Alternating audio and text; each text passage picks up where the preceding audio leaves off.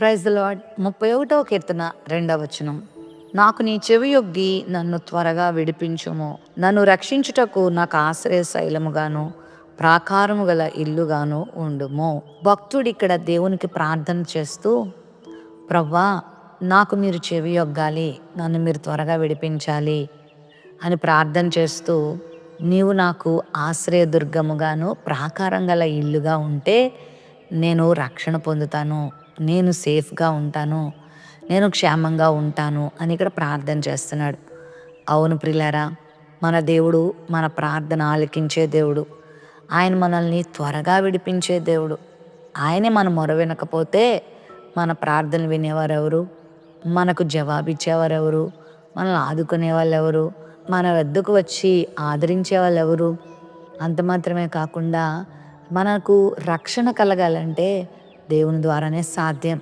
మరి లోకంలో ఎన్నో అపవాది శోధనలు, ఎన్నో భయంకరమైన పరిస్థితులు, మరి అడుగడుగున శత్రువు ఎన్నో పన్నాగాలు పన్ని మనల్ని శారీరకంగా పాడు చేయటానికి, ఆత్మీయంగా భ్రష్టు పట్టించడానికి, మానసికంగా కృంగదీయడానికి వాడు శతవిధాల ప్రయత్నాలు చేస్తూ ఉంటాడు.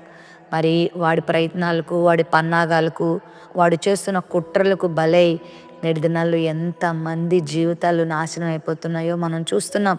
ఈ లోకంలో ఎంత డబ్బున్నా, ఎంత భోగభాగ్యాలున్నా, ఎంత అందచందాలున్నా, ఎంత బలమున్నా, ఎంత గొప్పతనం ఉన్నా ప్రభువే మనకి కాపరిగా ఉండకపోతే మనం భద్రంగా ఉండలేము.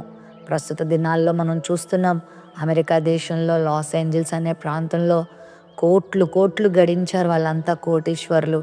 కానీ ఈరోజు నిలువున వారి ఇల్లు కాలిపోతుంటే, వారి సంపద కాలిపోతుంటే వారు ఏం చేయలేక నిస్సహాయులుగా మిగిలిపోతూ పిచ్చి వాళ్ళ కేకలు వేస్తూ ఉన్నారు.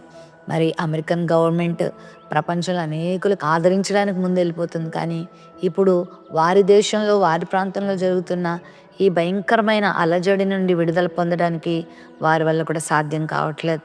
దేవుడే కాపాడకపోతే, దేవుడే మనకు ఆశ్రయంగా ఉండకపోతే మన డబ్బు, మన ధనం, మన బలం, మన జ్ఞానం, మన సంపద, మన ఐశ్వర్యం మనల్ని రక్షించగలదా? అందుకే భక్తుడు అంటున్నాడు, ప్రవ్వా నీవే నాకు ఆశ్రయదుర్గంగా ఉండాలి, నీవు నాకు ఒక ప్రాకారం గల ఇల్లుగా ఉండాలయ్యా అని ఇక్కడ తన జీవితంలో మొరపెట్టుకుంటున్నాడు. మరి మనం కూడా ఆ విధంగా మొరపెడదామా? ప్రభు మీద ఆ విధంగా ఆధారపడదామా? ఎంతమందికి ఈ కాపరి లేక, ఈ తోడు లేక, ఈ సంరక్షణ లేక చిన్న చిన్న కారణాలకు అగమ్య గోచరమైన పరిస్థితులకు వెళ్ళిపోయి జీవితాలను చాలించుకుంటున్న వాళ్ళని మనం చూస్తున్నాం.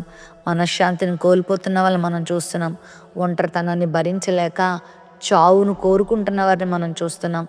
జీవితాల్లో భద్రత లేక, క్షేమం లేక నడి రోడ్డు మీద శవాలుగా మిగులుతున్న వారిని మనం చూస్తున్నాం. అయితే ప్రభు మనకి కాపరిగా ఉన్నాడు. మనము కూడా ఈ ప్రార్థన చేద్దాం. మనము కూడా ఈ దేవుని మీద ఆధారపడదాం. నాకు ఎంతున్నా, ఎన్నున్నా, ఎంత జ్ఞానమున్నా, ఎంత బలగమున్నా నీ తోడు లేనిదే నేను రక్షణ పొందలేను. ఆధ్యాత్మికంగా కానీ, శారీరకంగా కానీ, మానసికంగా కానీ అన్ని రీతుల్లో మనం రక్షణను అనుభవించాలంటే, దేవుని కార్యాలు అనుభవించాలంటే ప్రభువును మనం తోడుగా పొందుకోవాలి. ఆయనను ఆశ్రయదుర్గంగా చేసుకున్నవారు ఈ లోకంలో ఆనందంగా జీవిస్తారు, క్షేమంగా ఉంటారు. అట్టి కృప దేవుడు మనందరికీ ఇచ్చునుగాక.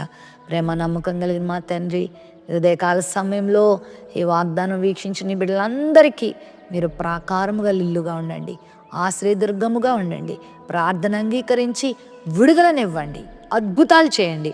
యేసు నామములో ప్రార్థిస్తున్నాం తండ్రి, ఆమెన్.